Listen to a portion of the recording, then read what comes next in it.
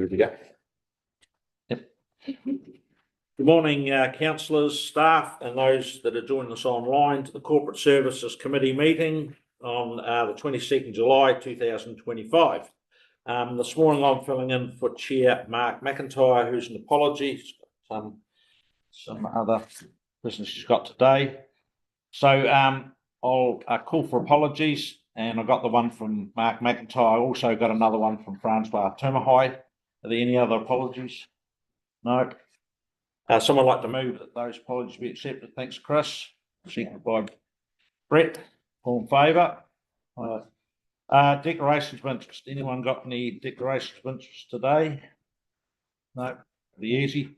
There's no public forum, petitions or deputations, so we'll move on to item 5. It's on page 1 of our minute papers, and that's a confirmation of the minutes of the Corporate Services Committee meeting on the 17th of June 2025. Are there any corrections to those? I think they're pretty really good minute. Yeah. So the recommendation is that the committee resolved to confirm that the minutes of the Corporate Services Committee meeting held on the 7th of June 2025 are true and correct record. Thanks, Andy. Moved by Andy, seconded by Brett. All in favour, say aye. Aye. Against, that's carried. Right, on to the next item. It's the Chair's report. The Chair has got a lot. Oh, action list. Right, sorry, keeping me on track here. Action list is on page 6, agenda papers. And we've got 3 items today, I think, on the actions list. We have, first one is to complete the car park improvements. So that's the quotes of that's ongoing. Do you want to speak to that? It's clear. We're just going to have the paper on that later on. Yep. The second item is that's ongoing. The second item is advisors and mayor's chairs. So that happened tomorrow. At the mayor's chairs meeting tomorrow. And the third one is the obtain a quote for the gravel car park at the rear. So that's also in the report, which we'll have later on. So the recommendation is, well, that one's actually complete, but it's referred to. So recommendation is that we receive the report and the information noted, and we'll move item 3 and carry over items 1 and 2. Any discussion or questions on those? No. Moving for those. Thanks, Peter Ewan. Seconded by Chris Cole. Thank you, Chris. All in favour, say aye. Carried. Right. Now we're on to the Chair's report. So that I haven't got much of a Chair's report today, but just other to thank staff for continued good work going forward and across the board here. So I note that there's a lot of stuff happening in the IT field, so that's really good in that report, and also the report today on the building and some of our assets we've got. So look forward to those. That's Chair's report. We'll move on to, I don't think we need anyone move and second that, do we? Yep, moved by Brett. Yes. Seconded by Chris. Chair's report. All in favour, say aye. Right. Next item then is the reports. And the first one is on page 6 of our meeting papers, and that's the Quarterly Information Services Report. And Blair, do you want to come up and speak to that? Quite a comprehensive report here today for that.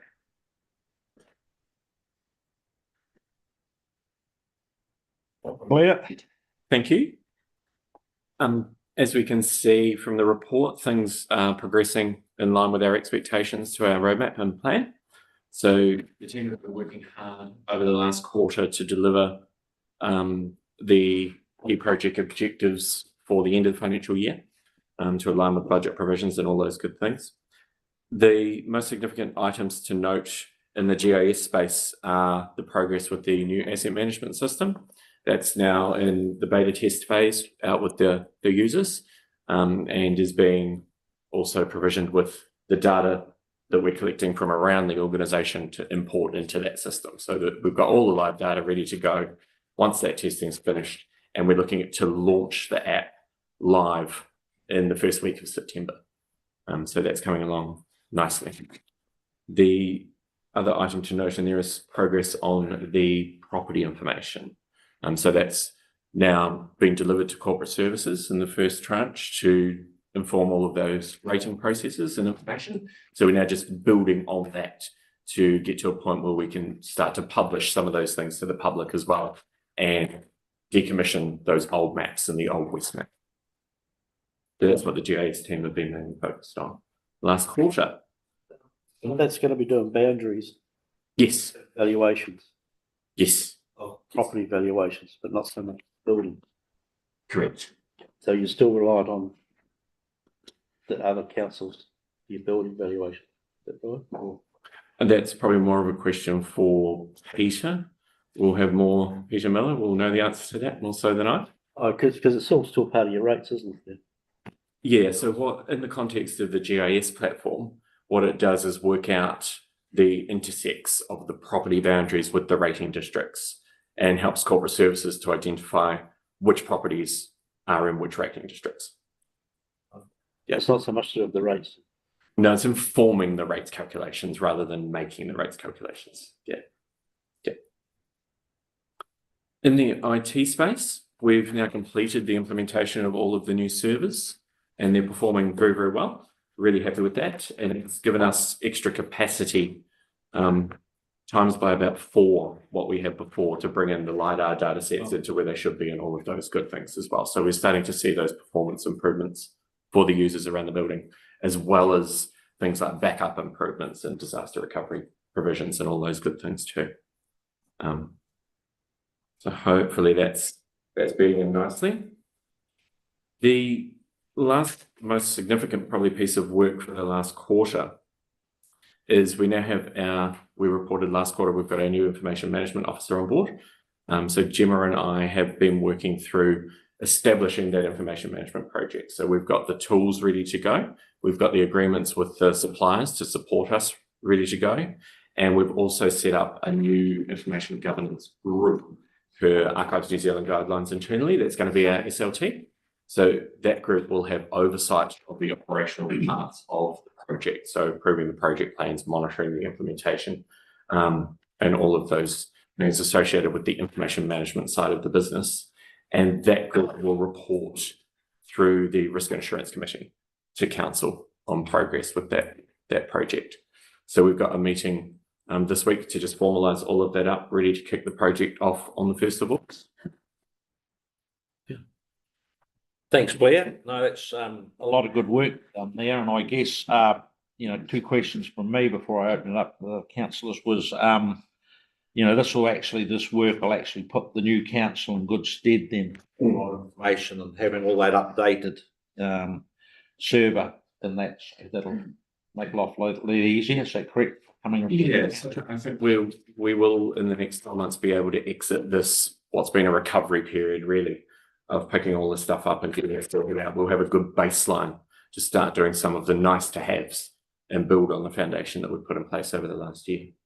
That's great. And the second question I had was regarding the aerial imagery, and I know you're only 10% into it, but which area have you got any? Is it starting from north to south, or have you got any areas that's happening, or will it come on stream as we as those images are done? So we'll get the deliveries as they're flown and processed, and then we'll make those available on the new mapping portal as they come in.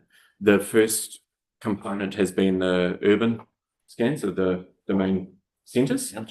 So we've got proof of concept for those, but we're just waiting on the final kind of versions.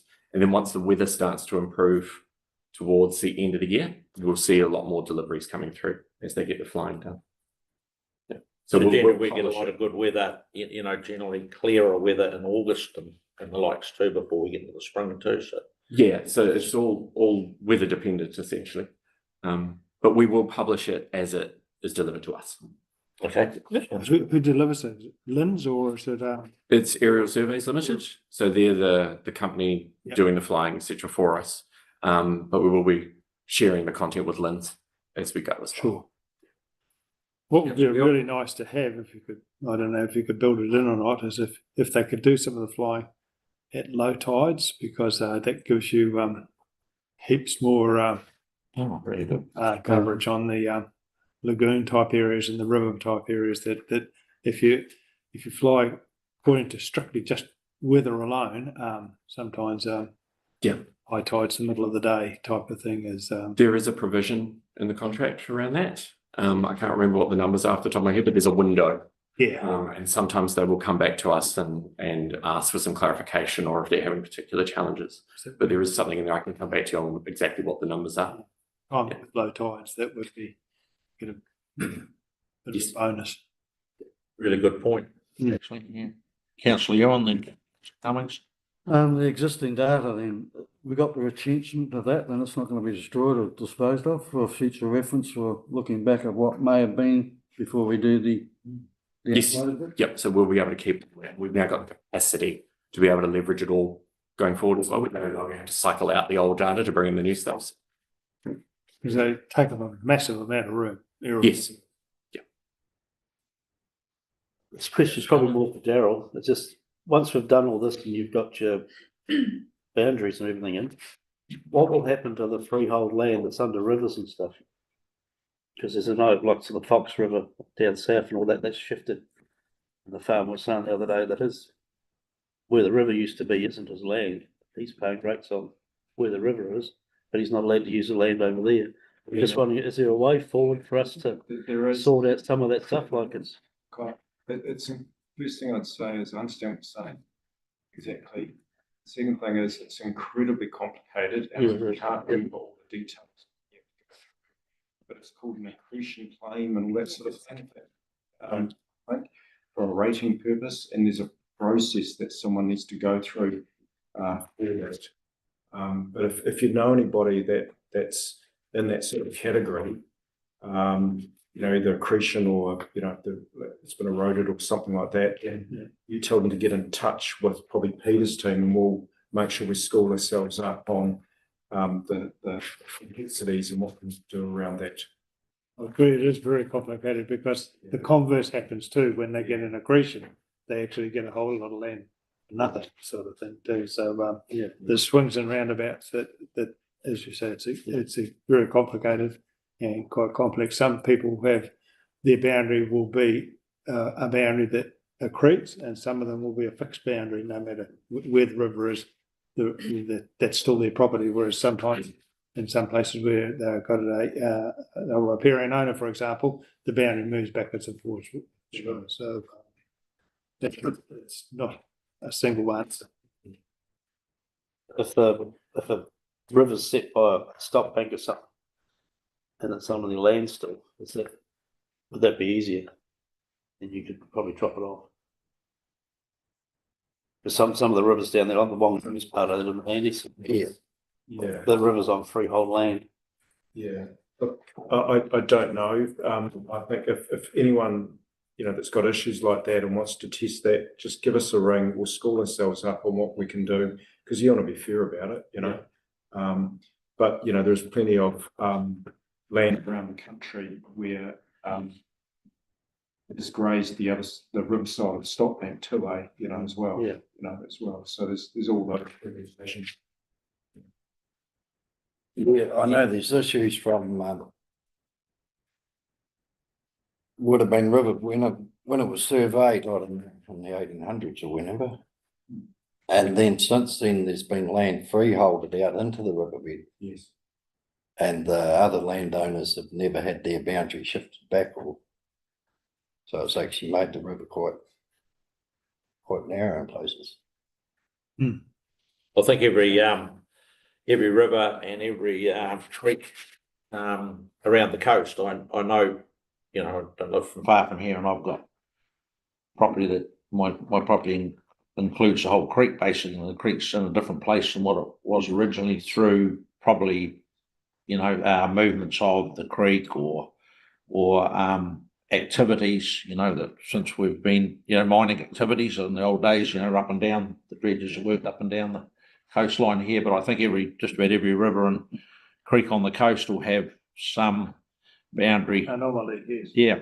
And that's it. It can depend on whether the movement of the creek's been what they call gradual and imperceptible, or whether it's been a avulsion, like occurred dramatically in a flood. there's two types of, you can make a claim for land that's accreted by gradual and imperceptible movement of the river boundary. Or if it's been a flood that's all of a sudden dramatically changed it overnight, then the boundary stays where it was. You can't make a claim for that type of situation. So it's every case. Righto, Brett. Just one last question. So if the owner wanted to relinquish the land, who would it go to? Linz or someone? That's definitely that. So there's nothing to stop the landowner saying, I don't want that bit of land anymore if it's going to be too much hassle. Well, they do have to go through a process. Yeah. Or do they want to swap? Yeah, that can happen too. So the answer to the question, I believe, is it's not the regional council's function. It's actually Lynn's Land Information New Zealand who've got the right to actually acquire or dispose of. That's a proper process. So is that correct? Yeah. Okay. Our boundary is, our freehold boundary of our property on the Wanganui is about 100 metres from the other side stop back. Yeah. So it doesn't give the river much room. Right, any further questions of Blair or discussion? If not, we'll move on. And the recommendation is that the committee receive the report. Can I move for that? Councillor Cole, thank you. Seconded by, I'll second that. All in favour? Aye. Right, we'll move on to the next item of business today, and that's 8.2, page 15, quarterly office of the Chief Executive report. Welcome, Claire. So the recommendation on that is that we resolve to receive the report. I'll move it for that. Thank you, Councillor Campbell, seconded by Councillor Ewan. All in favour? Aye. Against? Okay, Claire, the floor is yours. Thank you. So this report is a quick update to give you an overview of the activities that put under the Office of the Chief Executive.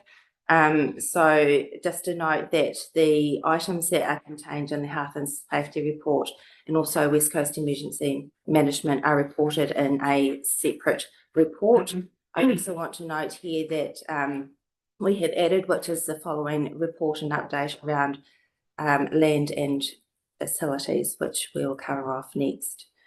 The highlights from this current report before you, just a few points around our governance.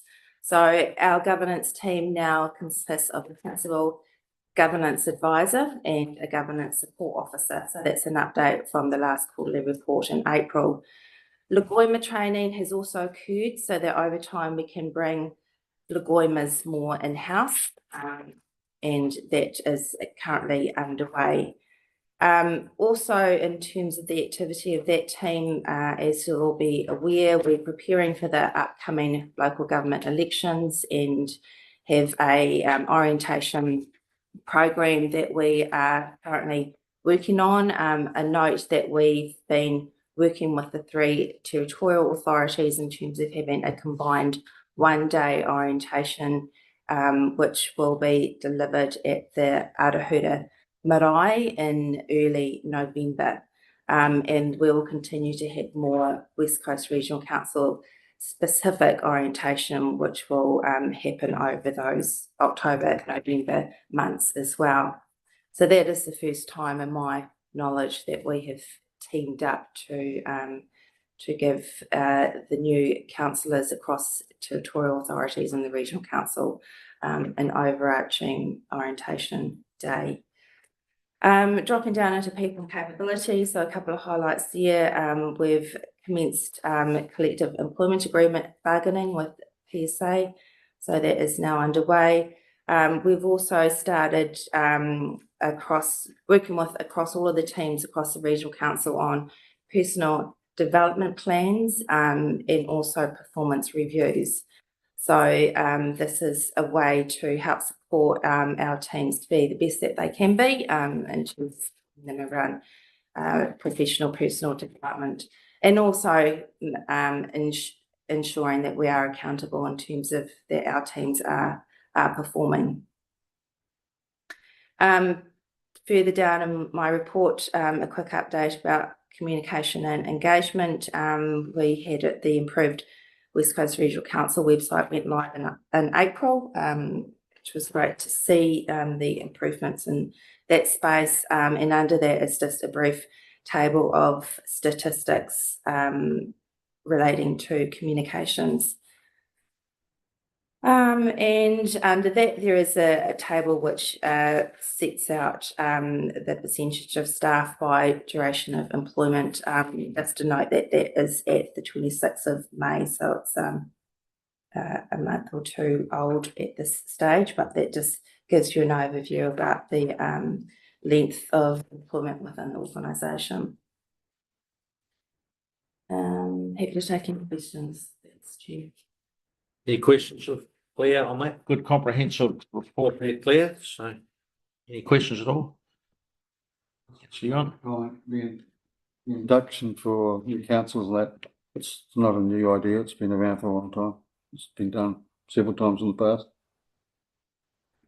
Thanks, councillor. Can I just say, particularly for those councillors that have seen a few of them, very keen to have some feedback from any of you around what you've valued, what's worked, what's been successful, what you'd like to have if you were successful in returning, but based on your past experience, and also the reverse, what hasn't worked that well, and so this is a quite and true sort of thing, as you say, Councillor Ewan.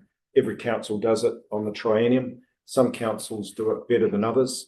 Some councils, just use LGNZ or an external company to do it. But we're keen to have your feedback on past experience. Thanks. Councillor Cummings? Oh, so I haven't been to one, I would have got no idea. Oh, So it didn't happen last. Well, it did Oh, sorry, happen, I thought- it did happen, but I was too busy. Yep. Yeah, they had it down at Ross or somewhere, didn't we had the last one I went to was at the RSA in Hokitika. they? And that was all the councils were there, and I think there was someone from LGNZ came and gave a bit of an overview on your responsibilities and what was expectations of new councillors. So I think that's, but at the time I was the Grey District councillor, so I'm not sure what regional were part of it. There was people I know there for the districts. Yep. We had one here when, or at the first meeting. The inaugural meeting that you take, isn't it? The chair take, CEO takes. And you gave us a rundown then. It wouldn't have been me, but yeah. Oh, it might have been Heather. Oh, It would have been Heather. right. Yeah. Oh, no, that's good. That's great stuff. And I'm really pleased, for people and capability that we're reviewing the employment agreements and also the performance of the reviews, because that's a common thing now in a lot of businesses, and gives staff the opportunity to express where they want to go also, and rather than just sit around on the job, they might have expectations of something. So that's really good. I think that's all good stuff. Clear, so great work there. Any further questions?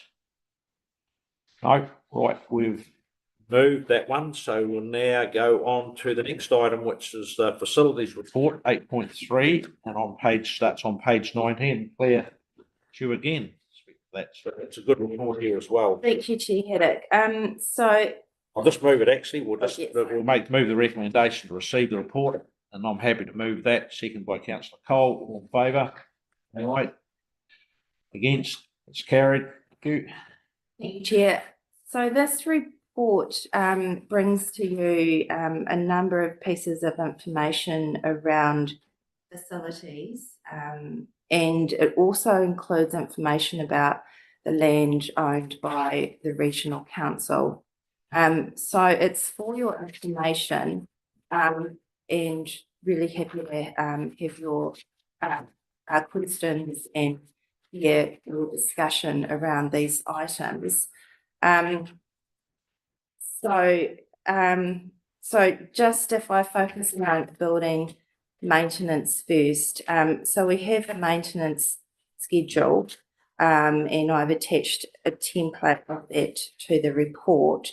No big surprises in there, I wouldn't have thought.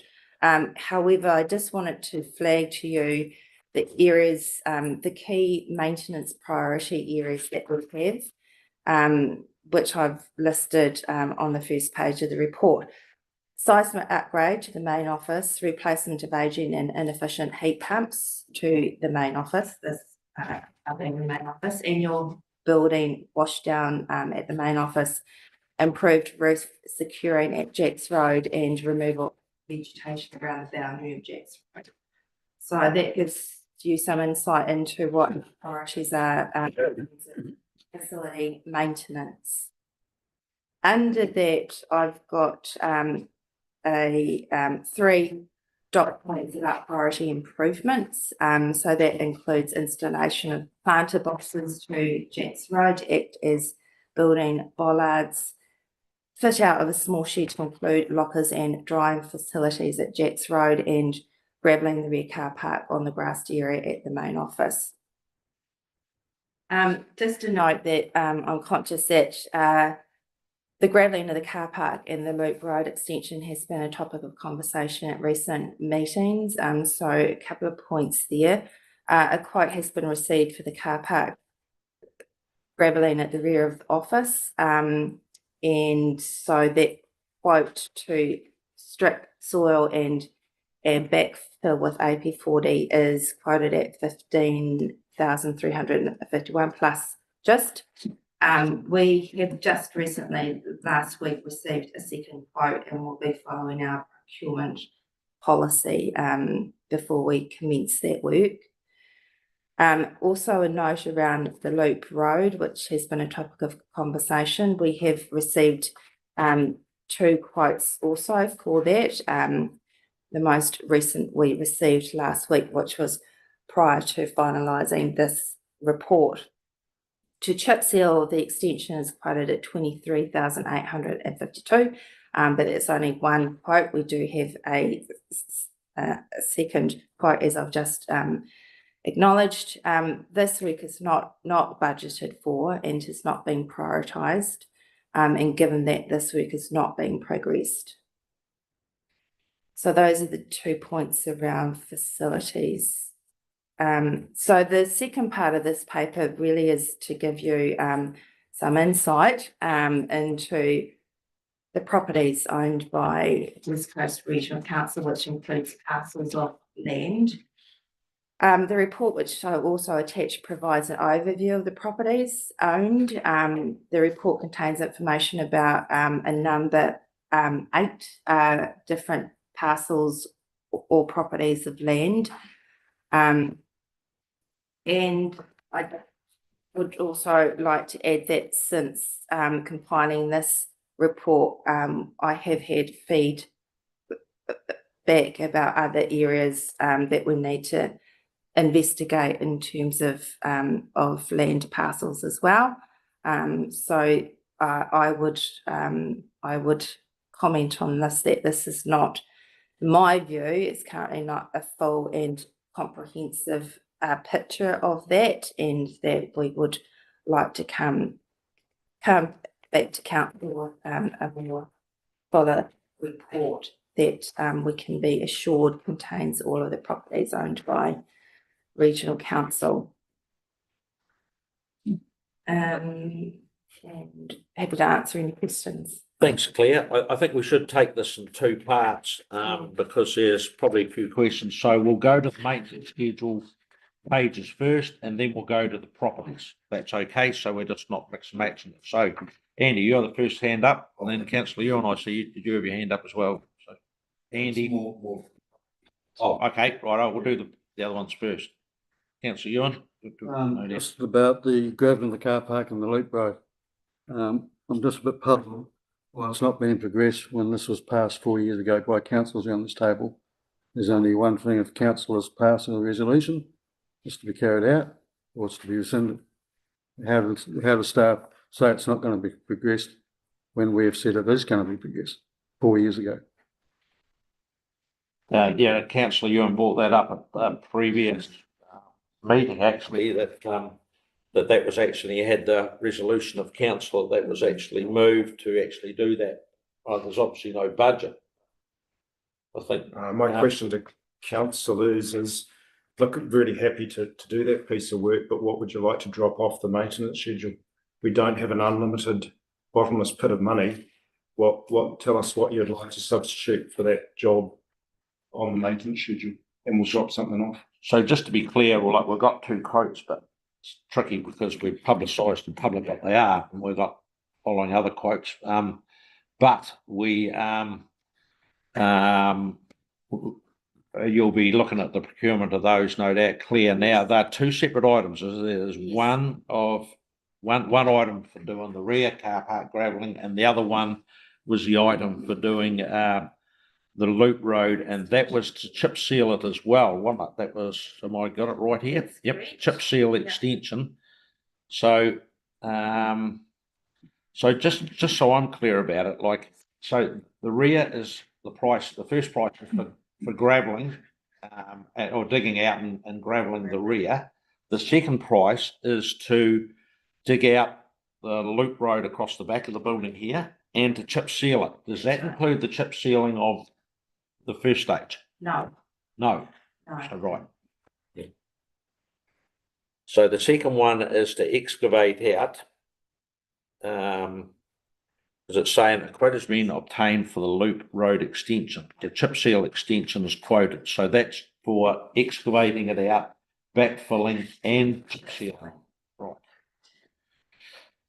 Yeah, because, well, through the chair, if we combine them, we might get a better quote for the whole lot. I would have thought so. That's the point I made last meeting. Yep. But it must have been missing in translation. Can I suggest with that one that we, and I don't know what the other councillors, that we actually get a quote for the whole lot. I don't know what councillors feel. I mean, but it makes sense to actually get it all done at once, but I just hope we're not, in those quotes, we're not paying for two lots of establishment and disestablishment, you know. Precisely. And maybe could we, get it dug out and gravelled, and then next year's budget do the tar seal? Good idea, Mr. Chairman. Really good idea. So Okay. is that the general consensus? Councillors want to actually revisit that and sort of get staff go back to, if those tenders have put a price into actually. But if we're not going to do it, we're not getting a price for it. We're not going to Well, that's the first drop point. something off. Right. Yeah. I personally myself, I feel that it's really important to get done. It was passed as a resolution to council. We are jammed for car parking and bits and pieces, and on those, I've had to park, you know, at the back, and I think it's important to get it done. I don't know what other councillors feel. I know we've got a budget, it's got to fit in the budget, but I think there's some cost savings to be definitely done if we excavate it and then bring it into the next year, the ceiling. Just a further question on that, Mr. Chairman. If cost is an issue, I freely acknowledge that. How do we operate our day-to-day account for business that we do? Because we had the issue with NZTA money one other time, and earlier in the year we were said that we would get a detailed rundown of what's happened to the Rolliston money. There was money to be paid back, still waiting for that. Where's that gone? What purse is that sitting in? What parcel is that sitting in? Or did that go into the day-to-day run? Because that question is finance. So I'm none the wiser at this stage. I can answer that question.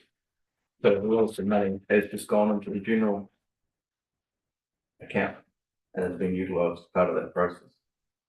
So that's the money that we received from the sale of Wilson. Through the chair, it's gone into the general account, utilised for what purpose then? Day-to-day running. Day-to-day running of the business. CapEx as well will be part of that process. So it's all part of that. After the incident with NZTA, I thought that's what we're trying to get away from. We get the income coming in because it was a considerable sum. Some had to be paid back because of the deal that was done at the time, but there's still a substantial sum that would have come back to this council, and it's gone into the consolidated account. You know, I'm a bit disappointed that after the first episode of NZTA. I thought it was ring fenced for come back to us, whatever you want to do with it. So I'm happy to bring back to council next meeting. Exactly what happened with that, with those funds, how much money we got, what it offset, all that sort of things, because there wasn't an internal loan amount that was associated with it. So I was referring. I can provide you all that in a nice summary next meeting. Because, you know, again, you know, short of clairvoyance, we don't know what we don't know. And I'd like to get a show of hands then of the councillors that are in favour then of revisiting the pricing to get a price for doing both the excavations and backfilling. And then and also we can get an indication at the stage of what the ceiling would be, but we go for just getting the gravelling and bringing up to an AP 40, which is a good gravel consent, so.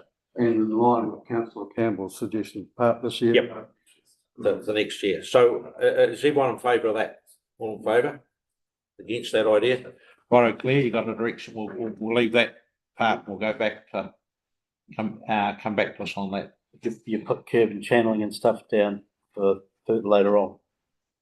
Because you're gonna have water control and drains and stuff as well, aren't you? Or you're just gonna put a gravel thing around. It's gonna be surface water, still gonna have to have. You wouldn't have sealed this road. No, I mean, you can put a gravel track around there, but you're still gonna need curb and channel, you're still gonna be able to manage your discharge water, like we set the limit for everybody else, so we need to set our own limits here as well. It may be that there's on the side here, so we're not discharging onto the next door adjacent boundary owner. It may need it may not need curb and channel, it might need a disc channel or something out there to discharge to a point or a sump or soak hole. So I'm happy to actually look in that with you, it's clear. We've had experience on that stuff. So that helps. Yeah, well, I think somebody does need that. Like how many square meters involved and how deep do we gotta dig it out? Is there gravel under there or? So we'd be expecting the proposed contractors to work with us to understand that, including the discharge of excess water. Because you're talking about putting the gravel beyond the concrete bund out there, aren't you? That's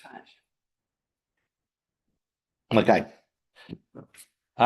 Questions on any of the other items that on the property file? It's really good to see this report on that and where we are with the building and what's needed. And I do note I've seen some of the heat pumps around the place look like they're just about rusted away, as they all are in the salt environment up and down this coast here. But I'm pleased that there's only one item I've got in there, which thank you, Councillor Ewan, for bringing that to my attention the other day, and that was the profile metal roofing and the lichen growth on that, which isn't in that list there. That's on 5.3 on roofs, and it also appears on the membrane roof, which is the showing I don't got an item number, but they are in places on the building getting particularly bad lichen growth, so that actually needs treating. Otherwise, it'll start breaking down the stones that are glued to the metal. Be quite a major job. So it's actually, you can see it out through in the shaded area of some of the buildings. So that just needs to add on. Have VCS trains got spray gear on them or? Sorry, councillor. You know, the drones, Yes. VCS got drones, have they got spray gear for them? I don't know. I'd need to check that. So what- Just get some yield. Yeah, so what Councillor Campbell's saying, we may be able to do some of that in-house because we've got some good drones. They might just, that's a common thing now to do, is to spraying by drone, save people climbing up ladders and the like. So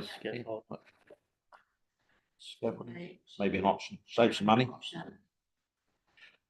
Is any other questions or good report? Thanks, Claire, you know, about all and what needs doing on the annual, you know, whether it's annually or 6 monthly or how often that needs doing and who's actually responsible for doing the lifts and yada yada. So that's good back stuff for the councillors to see there. So any further questions on that before we go on to property? Sorry. Right, so no further, we'll go on to the property part, which is the next part of it. So regarding all this property, Andy, you were first, and then Councillor Ewan, you were second. So Yeah, I was just wondering, do we pay rates on like the friends? There's a little block there, Yes, friends. yes, we do. So all even if some of that land hadn't come up, we should find out by the rates demand, shouldn't we? Yes, If there's other that's blocks. correct, and we have attempted to do that, but this has been quite a historical investigation. So, and I've only become aware in the last number of days that there are some other areas that we need to further investigate. Yeah, because I know there used to be some in Harry but I don't know whether that got sold or. Henry, so we do list. There was one at, Pasaroa. Didn't see anything at Haritari, but, if you're aware of something, we can maybe talk offline and get some more details Yeah. from you. I'm not sure that they used to operate out of a section there which had a shed on it, but I don't know whether it could have been sold. You want to investigate that? So that land on the south side of the Waiho, that's obviously where the motels were, you refer to, Andy, and that was obviously acquired for stock banking purposes, and that's probably more where the NZTA stock banks is, if I'm reading that correctly, you know. So, I mean, it's only got a valuation of $5,000. It's more a liability than an asset. But anyway, I guess that's been acquired for that purpose, for stock banking purposes, and it would be hard to dispose of that. This would be very saleable. What about the Linds? Well, good point, Brett, you know, yeah. I don't know, 'cause it's just, it's no use to anyone, is it? Well, it's actually under the NZ, that's where the NZTA stock banks are built actually, so it might be something that NZTA could be interested in picking up, because they are their stock banks that are basically built on top of it, and the infrastructure around the entrance to the bridge, so that's just something we could probably. We could perhaps give it to them for a couple of hours, Yeah. Well, the end of the day, if we don't need it, we're only accumulating rates we've got to pay to the district council, aren't we? Yeah. Ourselves, so we. Councillor Cummings? The Karamea one, is that where the quarry is? Yes, so, we have got some further information about that. Apologies, it's not in the report.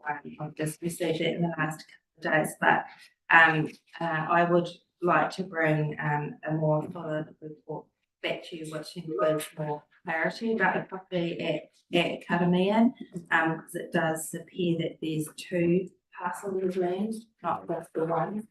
And Fenian Road, is the quarry, but we're also aware, that there's, other land parcels as well, which isn't clear in the report that I've given you, so we do need to come back to you with more detail.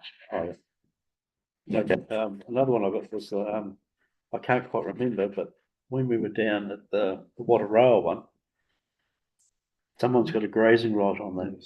They have, yep. And they were going on about, the gorse and everything. Is that our problem or their problem? It was almost like the lease arrangement needed a revamp of, can you remember, Andy, it was something like that, wasn't it? Yeah, well, I don't know whether they've been even getting the lease money.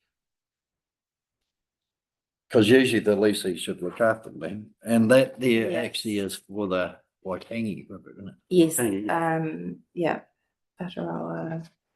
pastoral and river protection. So can I just make a note that we, look further into what the lease arrangements are and what the land, what the care of the land, Because I think somebody wanted to lease it, didn't they? Yeah, and the rating district down there were talking about selling. Want to sell it, and I think they want money as well. I can just speak Oh, yeah. about that. Yep. So you're right, Andy. I mean, it was leased and if someone was grazing it, and then there was a discussion around selling it. But I mean, the land was purchased in 1971, my understanding. And that is before the rating district probably existed at that stage. And so the land is actually owned by the council, it's not actually owned by the rating district. And so if it was to be sold, my version of the truth is it wouldn't be going to the rating district. Yep, that's good. That's got an answer for them then, hasn't it?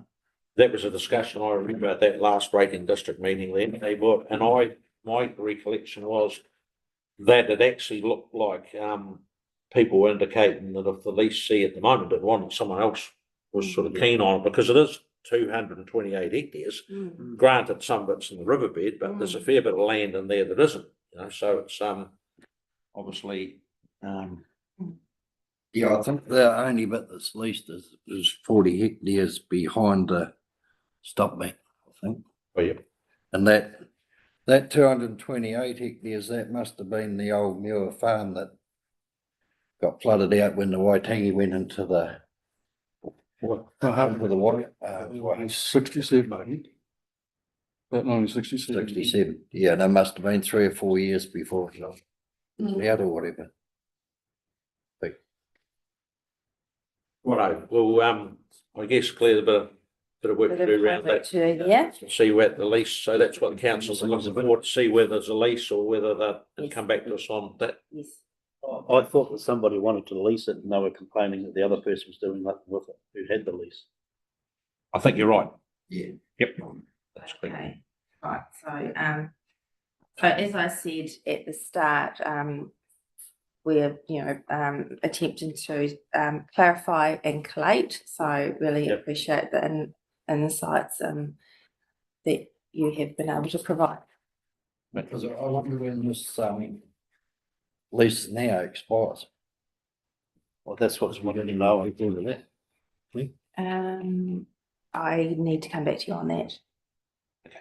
So I'm taking action on that, just to come back about when the lease expires, and also to find out whether that person is keen on renewing the lease if it's up for expiring, and if it is, then I guess the decision is whether council want to actually set it up for lease and advertise it for lease, because it is council owned property, isn't it? So, Can I suggest through the chair that we address this in a further report to the committee as opposed to an action point, so that we can provide evidence.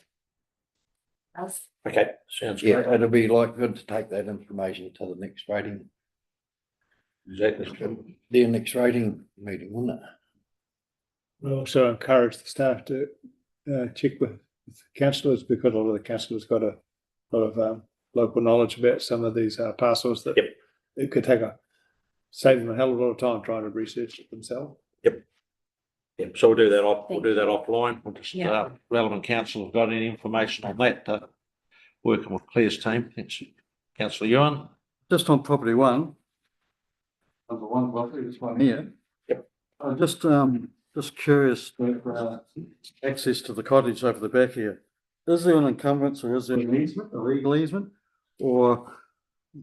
Or is that just a gentleman's agreement that access goes through our property, so to speak? Because in the future, hypothetically, the owner of that property sell it, and the new owner assumes there's a right of way, or it's not legal road.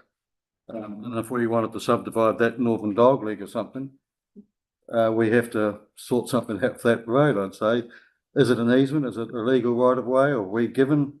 I'm not sure when the purchase was made, because I would have thought it would be legally an easement, wouldn't it, on the party of the property owner there? Otherwise, there's nothing.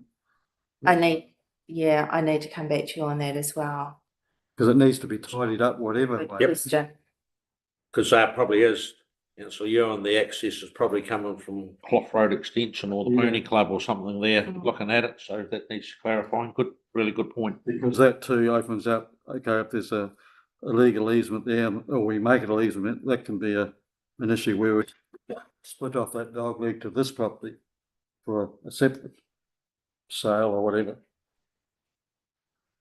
But if it needs tidying up, it needs tidying up. If you leave it long enough without querying it, then some people can assume that they've got a Right away. difficult to. That'll be on the title. That's a simple title search. Right, further questions on that? No, Just a Kubu one. last one, Brett, yep. Okay, It's- yep. Is that land all still there, or is it eroded away, some of it? How old's that photograph? History, without any eyes on that, I could not tell you, my apologies, I'm assuming it is still there, but, again, we can, investigate that further and come back to you in a more fuller report. That, stretch, that line of land is, as you can see, very, on the coast, or on the estuary, at least. So we would need to investigate that to see if it is or how much of it is still there. Blair's aerial imaging will show Tell us that all pretty that. clearly, I would have thought. Andy? Just, the Camelback Quarry and Crocodile, there's quite a bit of land with that. By the look of it. I think you should release that. Not sure, more information, good questions. Well, that's a good income source as well, isn't it? It's like I say, there's a lot of land there, in there. One might be just getting a, there might be a lease, I don't know. No. Point. Right, any further questions on that? Righto, moving on to the next item. Thanks, Claire. 9, general business. Any general business today? No general business for the committee, right? I'm going to move that we move into public excluded and that public be excluded from following parts of proceedings this meeting, namely agenda items 11 to 12. So pretty simple. They are just the minutes of the Corporate Services Committee meeting on the 17th of June. There's no action list, nothing on the action list. So, thanks very much. We'll go off the live streaming and then we'll recommence. Oh, yeah, move that. That was moved. Yep. Right, welcome back to the public and everyone on live stream. So we've just moved back into public and we have moved our public excluded recommendations. So thanks everybody for attending and I'll declare the meeting closed at 10:24.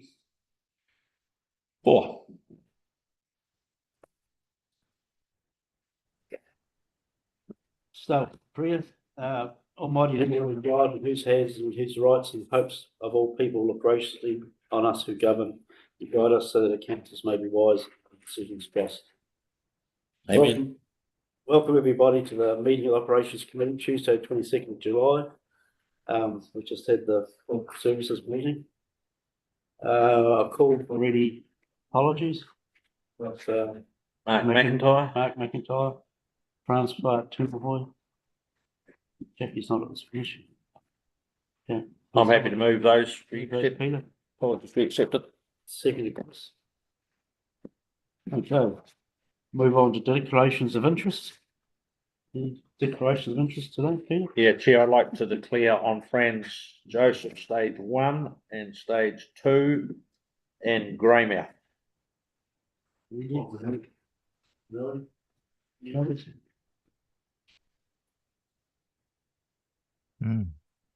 You move that? I'll move it, Chris. Second, Peter Ewan. Petitions and deputations. Right, I'll close something else. Okay. None of that. We'll go on proclamation and announcing. I had a pretty good look through it. I can find the. Anybody else? Got anything they want to add to the minutes? No. Oh, well, so we want to move the minutes then? I'll move they are true and correct. Peter, second is Peter Ewan. Actions list. That's on page 9. So we've got quite a lot of the we want to go on. I don't think we need to read them all out, do we? Read out the complete one, Is the Franz Joseph Joint Committee with additional information available at the original meeting regarding proposed rate strike? That's complete. Done that, haven't we, guys? Everything else is pretty much ongoing. You just want to go through the whole list or? Not, Anybody got any questions I would like to ask of any of the council staff about any of the ongoing ones? It's just a comment on action point 12, which was to do with McKenna's Road and the closing the gap. So that's I've tried to actually pull Kiwi Rail. There's a new Kiwi Rail representative, which was at the South Island Regional meeting yesterday, and I went to talk to him, but he disappeared before lunch. So I missed out on the new guy that's there, but I got his name, so I'll try and follow him up. But what's council are going to the railways, Daryl, I don't know if you'll speak to that. They are going to they've declined to do a report, so I think council are going to commission our own report. So, Daryl. Yes, that's right. Councillor Hatter can confirm that Peter Blackwood is in touch with Matt Gardner from Land Receipt. Sorry, you're on screen. Sorry, I didn't realise, Peter. Thank you. Hold on, I'll call you back. Yep. You call Hold it on. back, Peter. Hold on, I'm just trying to get myself back on. Okay, so what was the question? Sorry, it was about the No, it was railways. just McKenna's Road, Okay, no, I'll give a update. Liaising with Kiwi Rail, Peter. Okay, so we there is a tributary that comes in there, and so we pointed, the farmer's assertion was that when they shifted from a bridge to culverts, that did not have the capacity to convey the flow from that side stream. We presented this to Kiwi Rail and recommended that they did a review of that to prove it one way or the other. They came up with a whole lot of non-objective statements that it's all cancelled out by downstream boundary conditions, which we do not agree with without any appropriate analysis. And so we have decided that to get a fair assessment of the farmer's assertion about the impact on him, we will do that assessment, and Land River C are going to do that. Yeah. Once that's completed, should it say that there's no impact, then that's probably the end of the matter, but maybe not. Should it say there is an impact and it doesn't meet design standards, then we'll have to go back to the railways with that, and hopefully we can speed this up. But I think it's really important that, because we're building these stop banks on private land, and we have to do good justice on assessing various concerns the farmers might have.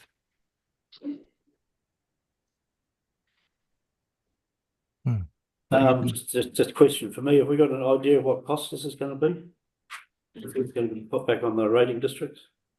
yep, I think it'd probably be about 10,000. Would we be able to reclaim that off Kiwi Rail if they're going to be at fault? I think we could present a good case for that if they're shown to be not providing the appropriate conveyance through their culverts. Yes. And that would have to be at higher echelons than me. I agree. Daryl's nodding his head, so we'll say, do we need, don't need to make an action point or anything like that, do we? Business as usual. Good. Any other questions for that? Just on the Cats Creek one, when we had that meeting that day, I thought we agreed on the ground that they were quite happy to close that little overflow area that goes into Cats Creek at the bridge. And nothing's happened. It's still that gap there that's quite, makes the Karatiri Place and Easton's Road really vulnerable to even quite a small flood. So I can probably answer that. Mark McIntyre was communicating with the staff member from Kiwi Rail that was there on that day. But there's been changes in there. The lady who was the engineer, she's moved on, and further up the chain, the South Island manager's sort of moved up a level, and so we've got the new guy, which I've got his name, so I was gonna chase up with him, but it was only yesterday I got him at the, but I haven't had a chance to do it, but I'll make a move to follow him up today, or won't be today, because it's tomorrow on that, as well, and talk to Mark McIntyre about how he got on, so we can get a resolution on that, because like you say, Cats Creek's quite vulnerable there. Mm, we agree. That's an engineered solution. Yep. Mm. You've got that, Peter. Once Yeah, they get the go certainly. ahead. Go ahead. Have we got the approval? No, if you've got the engineering act, like, if these guys get the approval, we Yeah. don't have to go through more consents and all that sort of stuff. I mean, No, we'll they'll just go in just, and do it. we'll just go in and do it. I'd like to point out that a local contractor working for Buller has filled the Kiwi Rail land, made a platform there, and I'm just wondering what approvals or how long it took to get that from Kiwi Rail. Does seem a bit inconsistent, but we would assume that we'd just go straight ahead and do it. Yep. Has to be done. It has to be done. Yeah. Mr. Chairman, I wonder if I could comment. Look, I know that we're trying to QRO and make some phone calls and, you know, talk to new people and that, but if this next round of phone contact, etc., you know, person contact isn't successful, I think we should actually craft official letters on these matters and actually send it to their chief executive would be my recommendation. Mm. So that's actually in writing. Yeah. It's, Winston Peters is the minister, isn't he, for railways? We'll definitely, even though those conversations will have to get in writing before anything, but You don't want to be Chris Bishop. Okay. Hey. You don't want it to be Chris Bishop. no. Nothing else coming from the actions listed. Move on. I'm happy to move that report be received and that item 6 be released. Okay. On your favour. Chair's report. Pretty much just, I know everybody's been busy and there's a lot coming up towards the end of the triennial. And I just want to thank all the staff for the good work they've done so far and just persevere with us, councillors. Yeah, they've got other things on their mind as well, you know. We do our best, but not always there for you. Okay, I'll move on to reports, monthly catchment report.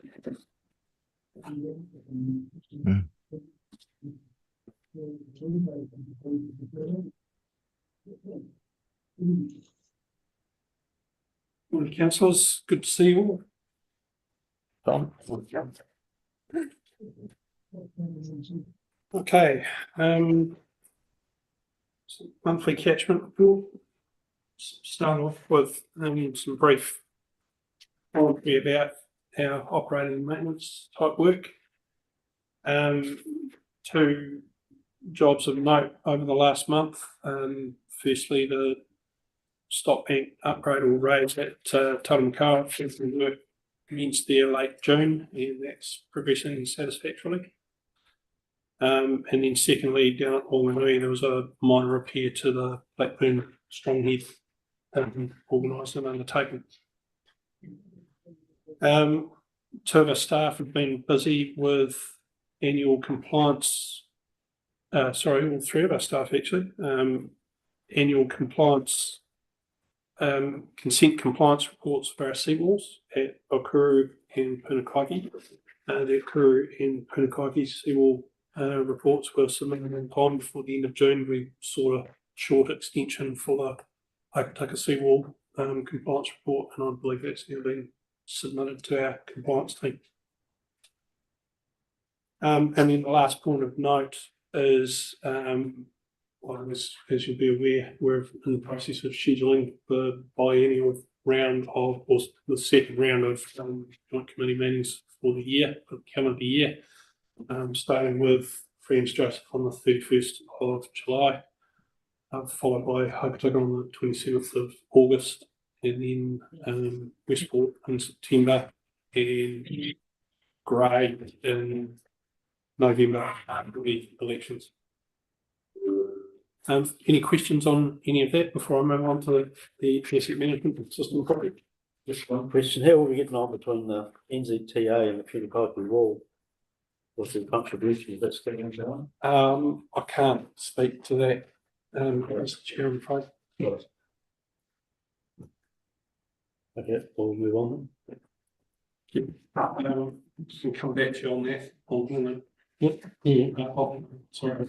That's gone out, I can tell you, as ratepayer, that's gone out to the ratepayers from NZTO come back. So that's waiting on the ratepayers to come back as a decision makers whether they accept or not. Wouldn't there be another meeting then, ratepayers meeting?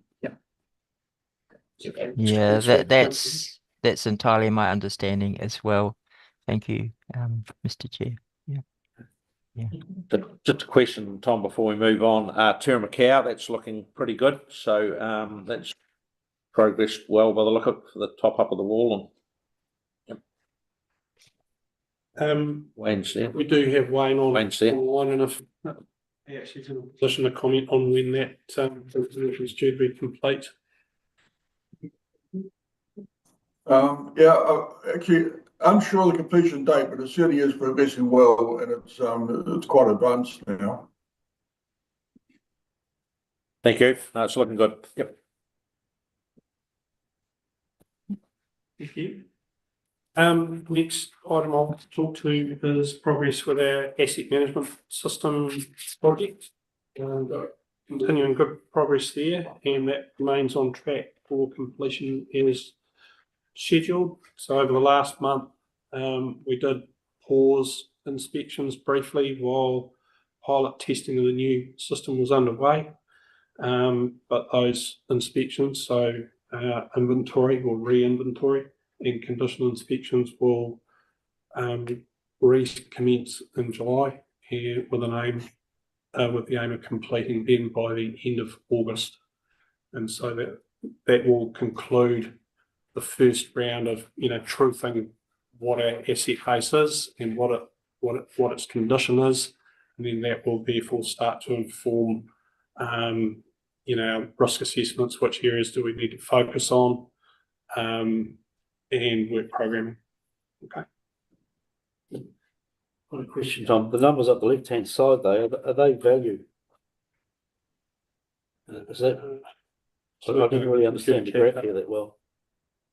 It's just wondering if those numbers up the side, is that the millions of dollars they're worth or something? What do those numbers mean? It's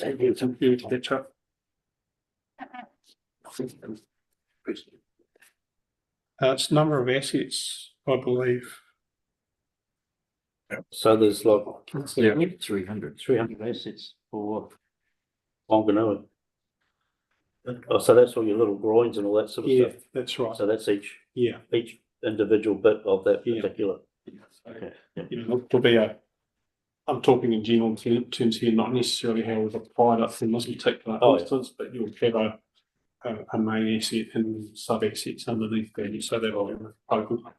That's on maps. You've got all the different spurs and groins and different things. Okay, that makes sense. Point that I'd also add, Mr. Chairman, is I think, Andy, in the Wanganui, there's something like, is it 10 or 15, 17 kilometres of flood bank on the scheme? Is that right? 13, I think. 13, yeah. So each, that 13 kilometres of flood bank is then demarcated down to segments which could only be 100 metres, and so each one of those is called an asset, and then that enables you to condition assess, that portion, and attach whatever information to it. Have we, there is some good historical asset plans somewhere, isn't there? Mr. Chairman, we do have a asset management plan for each one of the schemes that's on our internet. They are rather aged, and asset management plans probably look a little bit different these days, and that's one of the things that we need to move to update and make modern and contemporary, and also update with all this information. What I would also just say finally on this matter is, I think, you know, where we've been in the past is we've been rather reactionary. So if FUD comes down and takes out a piece of flood bank, we've got to get in, react really fast and upgrade it and, you know, put it back, maintain it. But a lot of the banks, especially those that are in poor condition, if we identify those through the condition assessment and then we proactively have a program over the number of years to work through and actually correct those poor condition banks and bring them up to level of service, that should avoid, not fully, but should avoid as much as possible the reactionary work that we've got, and also allows a proper multi-year work program for the rating schemes to consider. So that's where we're wanting to really get to on this. Thanks. I've just got one more question. Excuse my ignorance. What's a Gantt chart? This is in the next part. So Gantt chart is a particular type of project schedule. Right. That's it. So it's set out in a chart where we have the task activity down the left-hand side of the date. Oh, like the Novo thing down here. Yeah, that's it. That's a Gantt chart there, is it? Oh. Yep. So what I'll do now, if there's no further questions about the asset management system project, I'll hand over to Blackwood, and we'll move into the cap projects part of the report. Actually, I'll continue on the Gantt chart. Tom has described it very well. Our Gantt chart that was done with WSP is got, I think, 9 pages with about 30 activities on each page. So that's 200 or 300 activities which are involved in doing this project. And so it's really complex. And so I note there that it's been completed. It is a living document, but it's been completed. Then I'll go back a point. We've done continued favourable progress on the design of the flood mitigation works. I'm not going to cover everything in this report, but I am going to say that the boreholes are going well. I think we've been sort of exchanging the drilling rig between the Lower Buller and the North End and Easterns area. And it's been good cooperation between the consultants, GHD and WSP. And I think most of the Lower Buller should have been completed by yesterday or today. And then they go back and they're going to do some more interior holes. The reason why we're doing the interior holes landward of the stop bank is we need to know what the ground conditions are like there geotechnically, and then that will give us a better idea of where it's safe to build houses. Obviously from experiences, other ones around New Zealand, where they've had stop bank failures particularly due to seepage, under seepage, and this is the thing that we're looking at present, and we will be doing a workshop and coming back to council. But we need those other boreholes so we can assess what the land is like on the landward side of the proposed stop bank lines. So it's just a brief introduction to something that will be coming up in the future. And I note there that obviously there's a lot of archaeological sites on the West Coast. And so WSP have been commissioned to carry out an archaeological assessment for the Lower Buller, Tallies, Part North End, and the left bank abutment. That's the old abutment of the old State Highway 67 bridge. You do need to get some approvals to pass go there. We want to remove that abutment because it's a partial obstruction to flow. Okay, so that's the preamble. Just on the upstream of State Highway 67 bridge, just say that GHD are really getting onto the seepage and slope stability modelling and pretty close to the final design. The contract has been let for the rock riprap, as you know. WSP are looking at viable options for the bund at Tallies, and we've had a very, very detailed discussion with WSP on the Tallies bund and how we assess it. It's not easy doing tests there because there's power lines and everything else, but we're working our way around it. We're still awaiting a peer review of the DSI, and that's going to be important, that peer review, to tell us the scope of the DSI. But it could well be that the appropriate thing is just to build the stock banks on top, because we're not going to be making it any worse, except for what we need to remove for foundation conditions.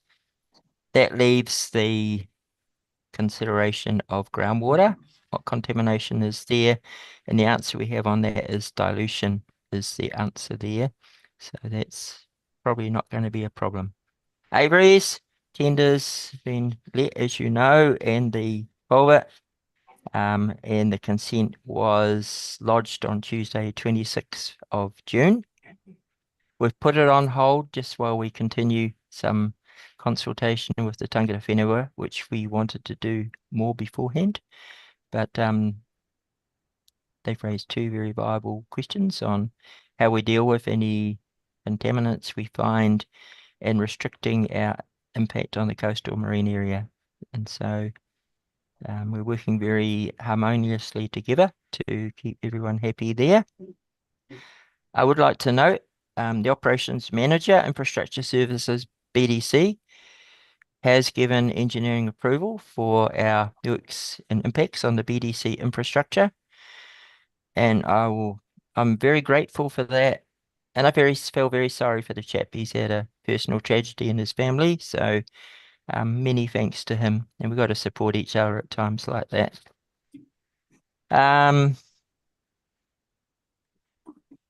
won't say too much. What? That's for the Averys. Is that the whole project they've given?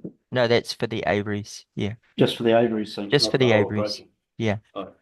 But we are meeting monthly and we're talking about what's coming up, and we're going to talk more about the floating lagoon on 4th, on the 6th.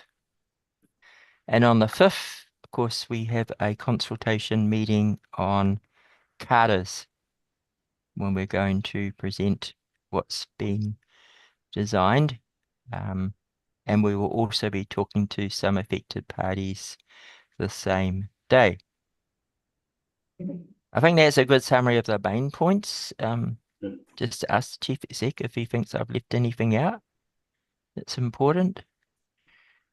Thank you, Peter. Just in terms of the Carters meeting that we're going to have is going to follow exactly the same format that we used to engage on Snodgrass Road.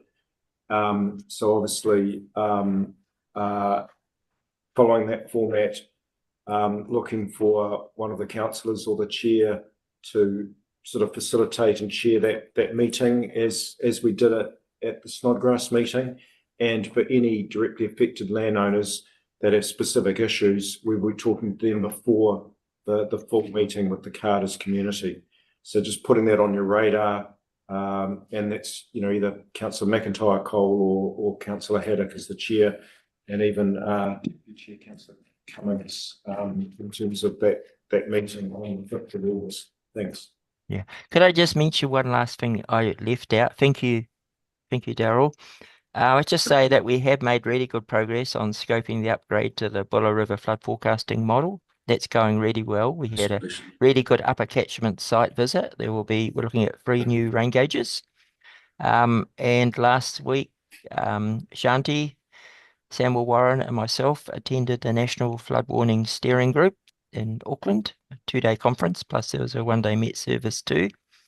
That went very, very well, and we're definitely up with the play.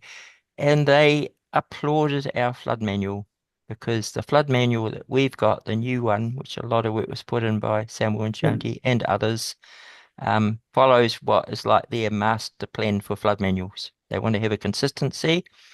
We're also talking about standard platforms for receiving information, a standard platform. We'll all have different models for forecasting flows around the country, but a standard platform for how we deliver this information in terms of terminology and the information.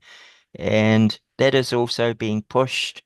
It's very, very important that so there's no confusion during floods. That is also being pushed at the chief executives through Daryl and Fiona.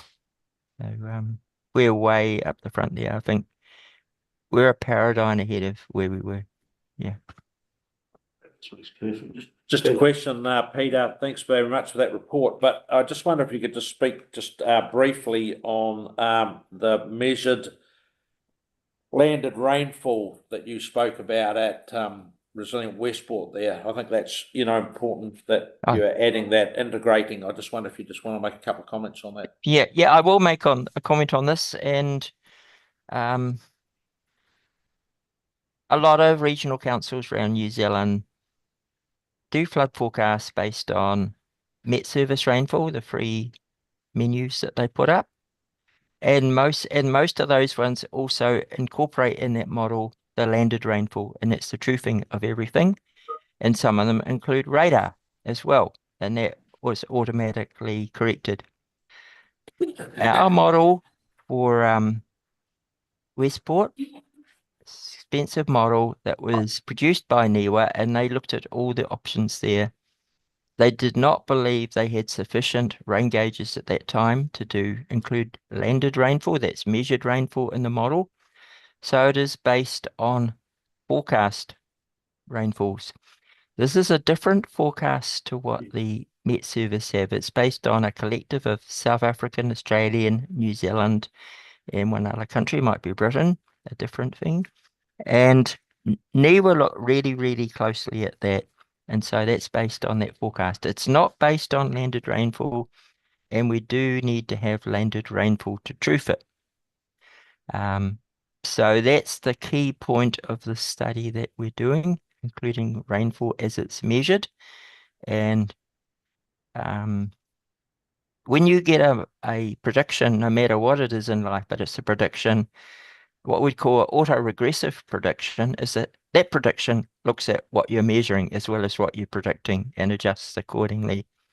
And so this will be give us much more degree of confidence in our models and in the advice we can give to Claire Brown and her cohort of emergency management people. So I'm not saying at all that the Met Service forecast is inadequate, but we do need the best resilience we can have, and that's achieved by putting landed rainfall into that model. Yeah. Chairman, could I just on the back of that say, with the upgrade, the next stage of the flood forecasting model for the Buller with landed rainfall in it, additional rain gauges, etc., and of course all of that, well initially anyway, was being funded through the Resilient Westport government funding as well. That was a specific line in the business case. We will have probably one of the best flood forecasting models, or certainly up there with all the really good ones around the country for the Buller, and that's really important and critical for a whole bunch of reasons. I'm just so conscious that we do not have forecasting models to the same extent and calibrations, let alone with landed rainfall for the Grey, Hokitika and Franz and some of the other catchments. And it's something that in year 3 of our LTP, I'd like to put before the new council project, just to see over time, a number of years, what a project and cost would look like to bring that same capability to those other catchments. It's been a long, long time since we had a flood down the Hokitika, for example, but when it does come, it can be just as damaged as what we had in Westport, and we need that forecasting ability down there for all the same reasons we need it in Westport and in the Grey, and Brands is a lot shorter, I know, but we can still do better than what we're doing at the moment, I think. Thanks. Yeah, maybe my very last point added to that is there's a lot of discussion about what happened at Tasman, a lot of discussion about what happened at Marlborough, and I don't need to go into that here. Marlborough did an exceptional job, I believe, except they do have stop banks damaged by an earthquake of 6, 7 or 8 years ago. We can still see water bubbles up through the cracks. So no wonder you have to evacuate people. I didn't make a plea because Nelson, Tasman are going to get their radar, and I did make a plea. If they, when they're doing it, could they just consider just consider whether this could also look into the upper Buller. It would be helpful for us. So I've identified that. Whether or not it's possible, I'm not sure. Okay. I see there the Buller River gravel is too porous. Is that gonna have a much effect on the budget, Peter? No, I think we're okay. Obviously, we have to consider using that. But no, I think it wasn't Buller gravel we used in the McKenna's, and we came out under our or in good estimates there. It's commercially sensitive, so I won't say too much here. No. But I think we're okay. You know, if it was usable, it would be better. That's definitely no doubt about that. Yeah. Any other questions, Chris? I just thought that we could use a blend of the bullet gravels with the gravels that we used from McKenna's. It makes things a lot more cost effective and Yeah. has a two-way effect, gets a little bit of gravel out of the Buller River bed, but also makes the source that we used at McKenna's go further too. So, Mr. Chairman, I can assure you that the way the tenders are crafted, tenderers can submit a tender that's sourced from anywhere, including a blend, and that's permissible and acceptable as a tender response. So we're not saying exactly where and how you need to get it. We are wanting to specify the specifications of the material that we're looking for. It's up to the contractors to do that. Because I got a little bit unsettled, and the scary stuff was that if the councillors recommended a certain type of material, then the issues of liability come into it. That's the magic, not magic word, the worst thing you could say in terms of probably making a good decision. Yeah, that's in here somewhere, isn't it? But I looked at that too, and I thought, well, it's really, we can only take the recommendations of what the WSPs and the coffees and all the rest of it say. For us, the councillors, to make a decision. I mean, it's at the end of the day, we need all the information to make that decision. Yeah, we need to remember that we have the WSPs and we also have Marianne O'Halloran, who's the guru in the field overlooking and overseeing theirs. And I did ask her a very hard question on Avery's yesterday morning. So she is there. It is pretty good advice that we have. Yeah. But I've just got we're not one discounting it. Daryl has explained it really well. Yeah. Yeah. I just wonder, one question on the lower Buller Bridge stuff about the reducing the height to 1.2 from 1.5 metres. That's not obviously on the main flow of the river, is it? That's on the basin, is it, down by Tallies? Where you're using the flood barriers?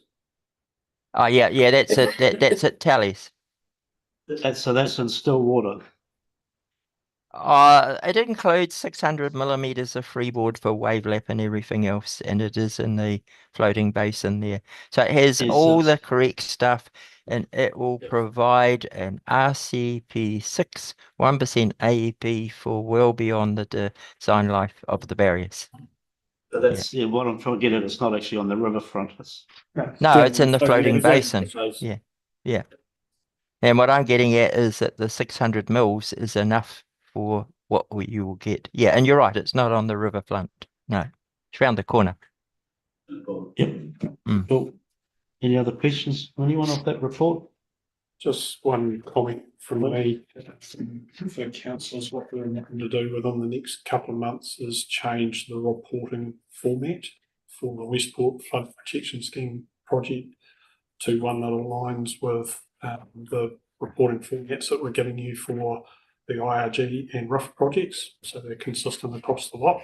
Peter will still be available to speak to that report and give you detail in the state of play section, as Scott does for the IRG and RIF projects. But we're just trying to bring those into line now. Okay. Good idea. Yeah. just before we leave it, through the chair, I remember when the 2100 group came back with recommendations, this was a number of years ago now, that there was one of the recommendations they asked for was that money be set aside or found for a flood warning system, and there was some money generated, put aside for and allocated to NIWA for a flood warning scheme and system. And I'm just wondering what's the state of play with that? Yeah, because I thought there was enough in there to do a flood warning system, flood warning scheme. Hmm. For the Buller River. Well, there is one. There's a model. Cost 200,000 or whatever it was. Yeah, so that model was produced from that money from government. But what we're saying is that it needs to be more than a rainfall forecasting model. It needs to measure rainfall too. That's the extra bit. Yeah, so that was very, very it's done. It's in place and produced by NIWA, and the lady who's the prime on that, she's just come back from Canada. She sits on a world body for flood forecasting models. She's from France. Yeah. Yeah. Does that answer the question, Councillor? Cole? Yeah. Thank you. Yeah, thanks. I'm happy to move the report be received. All those in favour? Seconded to Andy. In favour? Right. Right, move on to the next one. Well, no more questions, Peter? Anyone? All right. Move on to Prince Joseph Stage 1, Operations Project. The recommendation is to receive the report. Totally everyone's read it. Peter Ewan's moved it. Andy seconded it. Righto, Scott. Thanks, councillors. So Fran Stage 1, making good progress with the completion items. All the works are complete at the heliport. Design for the stormwater culvert is underway, and we're expecting that shortly. We've resolved the rock supply with the contractor, and basically under the contract made a separate proportion for that piece of work. We've also met with NZTA and had a good meeting with them, understanding a number of issues, etc. But that Southside Works will be removed. Well, it's not currently in the contract, but it will be scope will be removed from the project. And the last sort of items that we're tidying up just before we tidy up the as-builts and the final PC cert is just around the crest level on the link bank. So we're just working through some of the data there around some of the discrepancies and understanding the height versus the design level, and some of the other levels that the engineers had talked about in terms of sort of leveling out and having a smooth crest level at that particular point. Once that is finalised, we can then wrap it all up and issue PC. It has been delayed from where we thought we would be. It does note that there is some other expectations once PC is issued, being the management plan and the external engineer, being engaged with the operations team. So we're just on that cusp of just making sure that all our I's are dotted and T's crossed as we move into that finalisation of that contract. Yeah, Any questions? I think the other key task that isn't mentioned in here but is upcoming is commencing the transfer of ownership of the Hills Walk from Western District Council to the Regional Council. Questions for Scott on the Prince Stage 1? So you're talking that the culvert, you're talking about the flood culvert, that's going to stop the ponding. Probably. Correct. Is that correct? Yeah, Yes. so that's under control. It won't stop up, but it will reduce it and reduce the risk of any adverse outcome as a result of that. Any other? Question on that, where's the point of discharge for that? Back into the Waiho. Roll down, okay. Good. Move on to 9.2, page 39, Franz Joseph Stage 2. Operations project. The recommendations to receive report, provide any feedback or queries to via the West Coast Regional Council Capital Program Manager. So I'll take it everybody's read the report. Any, you want to talk to this? I can talk briefly to that if you like. So probably the key things are that we started works in line with the before June to meet the requirements of Kanoa. So obviously the line section of the rubbish dump bank commenced and is practically complete in that particular area, and works have sort of are well advanced on the unlined section. So the contractor's working through there. The design for Milton's has been updated based on the completion of some additional test pits, and that has been reviewed and getting the documents ready pretty much to go out to tender for that section. The Havels, that design is on hold pending that final outcome on the geomorphological modelling. And I understand there's a separate discussion point on that, so I won't go into that. But once that's agreed, then we can complete the design of that particular section, and NZTA is pretty much on hold, unless Tom, you'll add to that. I've got a question. Will we as the councils get to see the scope of the repairs to Milton Others Wall before it goes out to contract? Or also, more importantly, will the rating district get to see it? Absolutely. So you, Meeting with the working group. oh, yeah. Downstream. Yeah, that's Scott, myself, and Mark Crawford and Ben Pascoe, and we'll present where that design has landed. And seek comment from the operating district representatives down there. And then we'll also speak to that at the joint committee on the 31st. So that's both north and south side parts of the action group.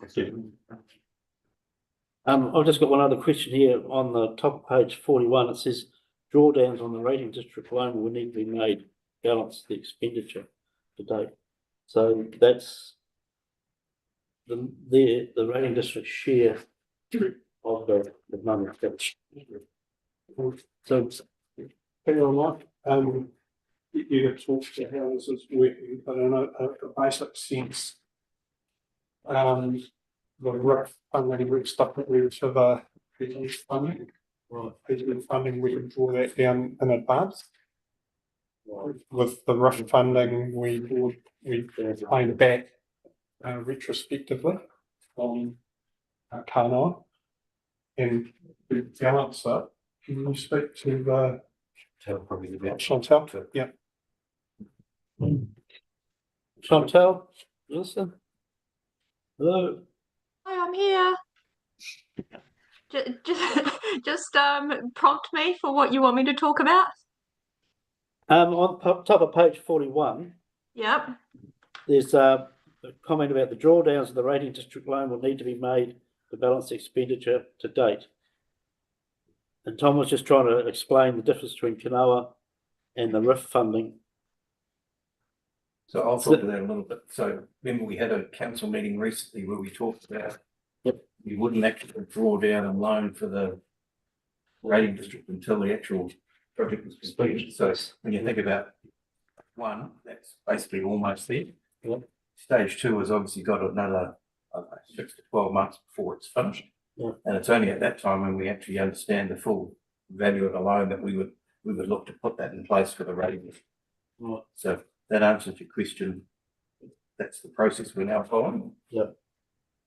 Okay, and so my last question was, when are the rating district going to set here on their rates?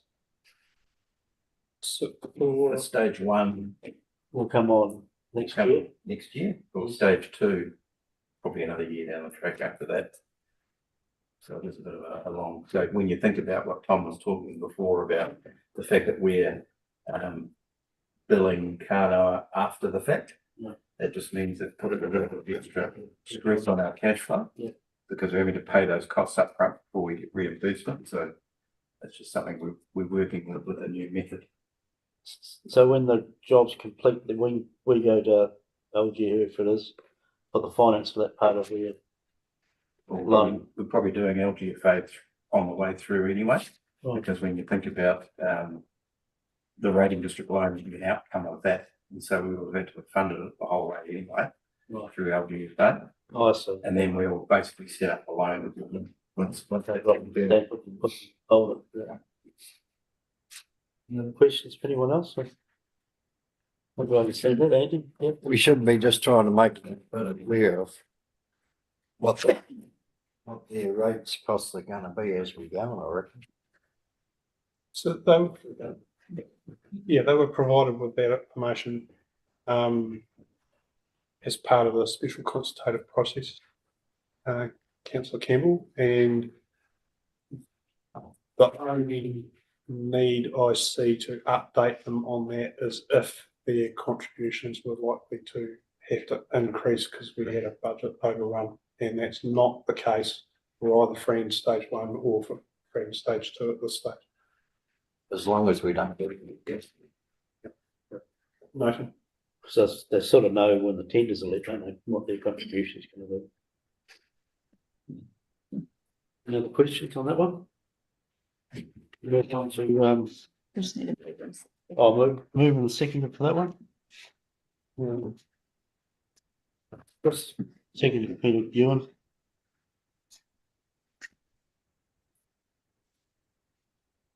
Nine point three. Huh? 9.3. 56. That's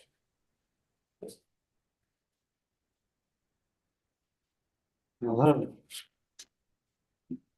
Overtaker River Seawalls operation. Status. Scott. Recommendations to receive the report. You got a mover and a seconder? Happy to move. Peter, yep, Peter had it. Andy Campbell.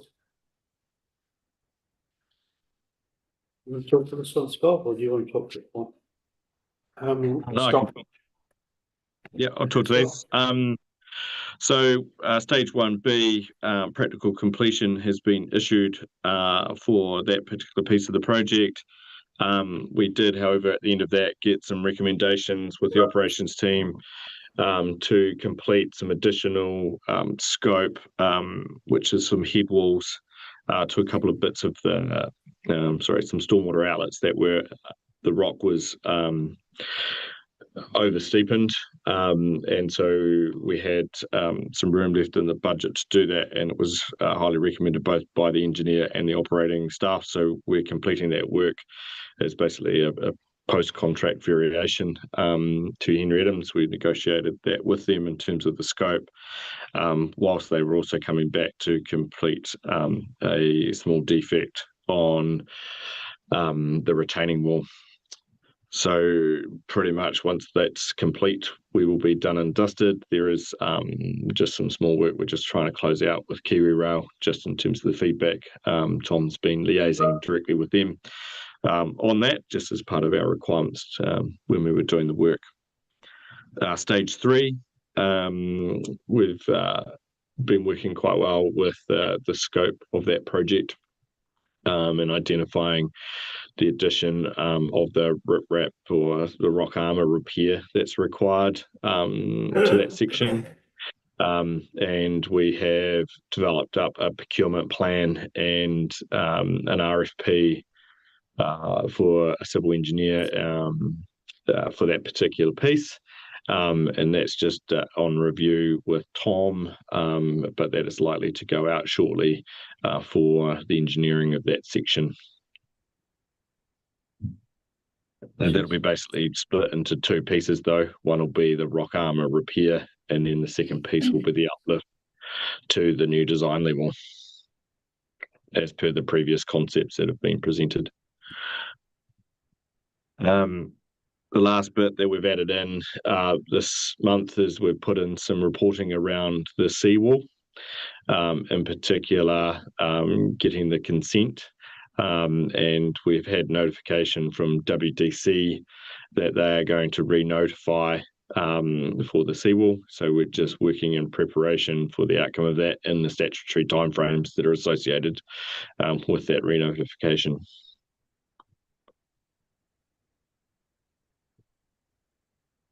So there's a couple of items from me, if I can just add those into the really good commentary from Scott. I'll just pick up on the seawall side of things. So you'll note that we have brought that back in to the status report this month because we're starting to move with it again. And we've adjusted the budget for that piece of work, increased it in accordance with the endorsement from the Joint Committee back in February and from the approval by this council in May, I think it was. So the budget for the seawall extension consent work is now 1.071 million, and you will see us start to report on progress against that budget in time and so on and so forth from here on out. So I emailed councillors, I think last week or the week before, advising that WDC were intending to notify the retrospective consent application for the temporary seawall, which is not part of this project, it's connected to it, it's part of it. And what we asked for them to do was to re-notify the seawall extension application at the same time so that they can be considered at the same time because they are inextricably linked. Okay, so as things evolve and we'll get dates for closure of submissions and then hearings and so on and so forth, we'll keep you updated on how all that's tracking. The other thing I wanted to speak to on this report is with the project health status, so the red, amber, green status, you'll see this month we have changed the overall status to red, and that is because of the budget category being changed to red. And that's in accordance with the discussion we had at the last Ops Committee meeting, where we explained to you that the remaining budget from the PGF isn't sufficient to deliver all the work that we need to do for stage 3, and we are now going to the RIF for the balance of funding that we need to complete full scope of that work. If we're successful with that, then that status will turn back to green.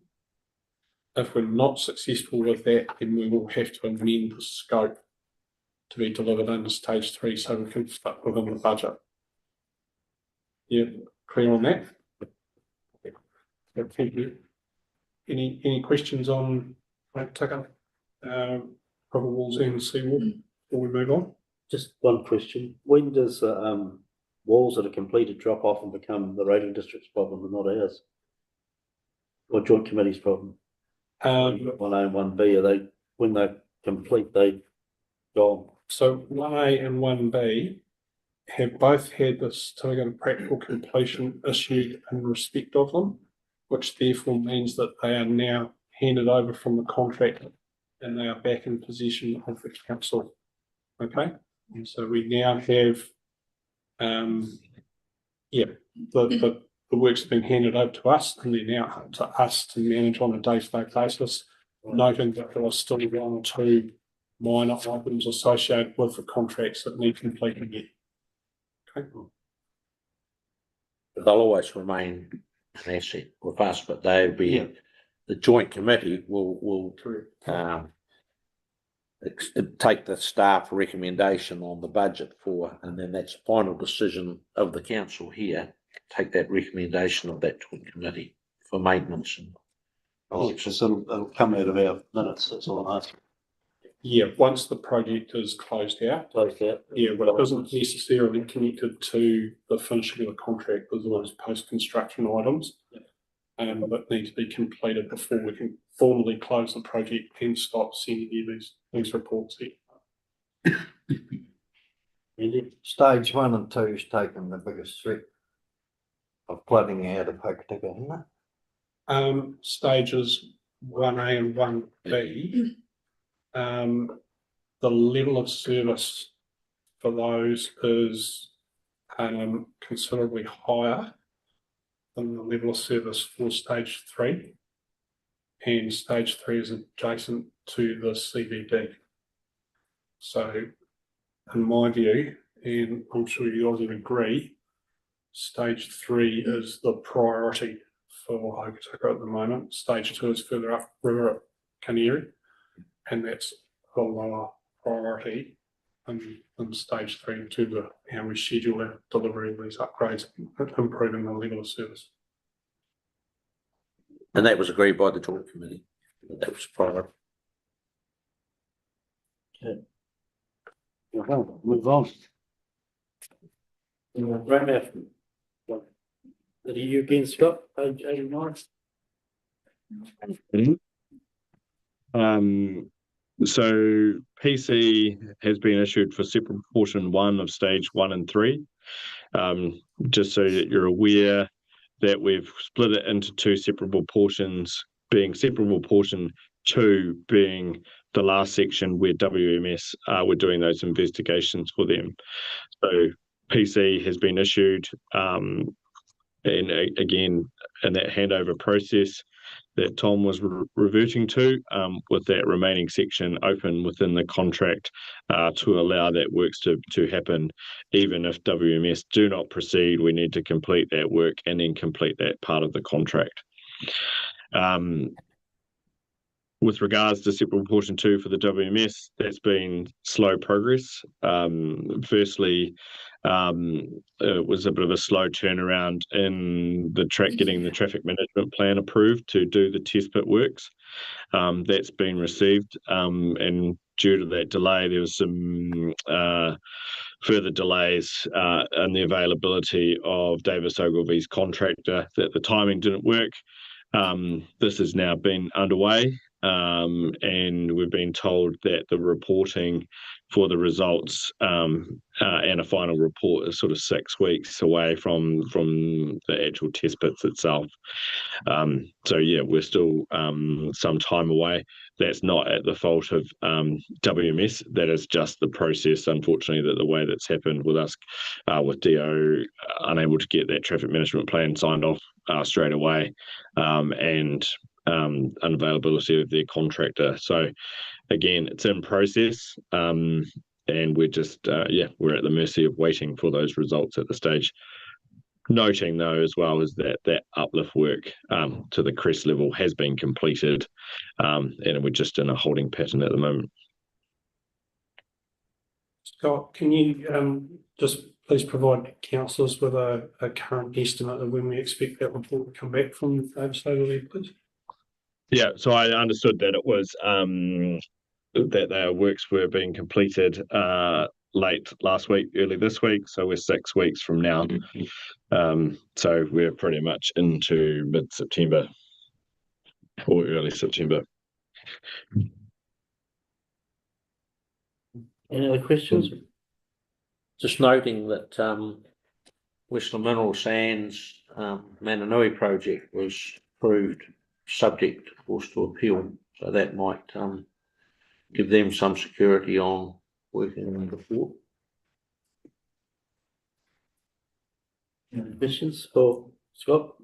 So the recommendation is to receive the report. We're going to move it. Andy, seconder, Chris.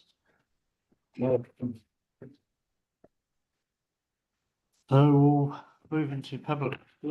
General business, is it? Oh, general business. Oh. You got any general business for public? Just one note that the do a Franz in the way, hope's not through with the scheme, but at the South Island Regional Transport Chairs meeting yesterday, NZTA were talking about the lifting of the last lift on the bridge, which is going to be scheduled to for probably next year. Point of interest there. Last lift, yeah. Last available lift on it. Yeah, hi. Goes up another meter. Well, I think. Does it need to at the moment? If it's gonna do the Bolson cuts, it'll drop, won't it? I know it's their bridge, but I'm just more interested to stay with you. You'll have a presentation on this very soon, councillor Tyson. I'll wait that. Just a status update on WDC's emergency works for the wall fronting the ponds down there at Franz. Any update on whether consent is for that? There was just consent for the emergency work back in February of last year, 18 months ago. That is, on the run. I'll start, you won't have to finish, but my understanding, councillor Ewan, is that that application is still on hold. Yeah, at the council's blessing while we finalise plans for the Havelswell extension, therefore what effect that has on the overall picture down at the end of the stop bank. Okay. Am I right on that? Yeah, yes, that's correct, and I think WDC's position now is supporting that work. Is that right? They've actually said that in writing, the Havelswell extension. I'm not aware that we've got it in writing. We are meeting with them tomorrow, so the presentation that you'll get shortly about the outcome of the work on the geomorphic modelling and the implications for the Havels extension. They'll get that same presentation tomorrow, and then the joint committee on the 31st. So by the end of the month, we should have a formal yes or no on proceeding with the proposed extension of the Havelswell. So the emergency consent is still incoming. Well, it's on hold. And the difficulty with it was that the engineers and the chief engineer, Peter Blackwood, deemed that the alignment of that piece of work was going to cause or causing adverse effects onto other properties. If the Havelswell is then built, those adverse effects are negated, they don't occur anymore, right? And then WDC have the option of simply leaving that structure there, or if it's suitable material, using that material as part of the Havelswell extension construction.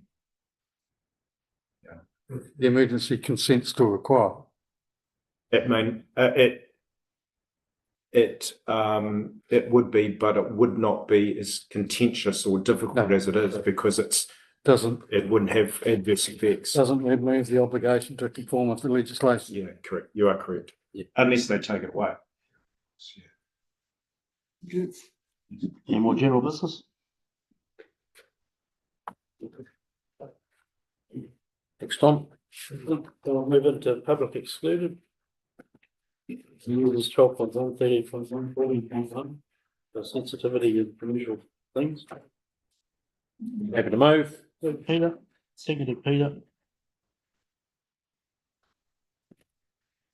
Favour?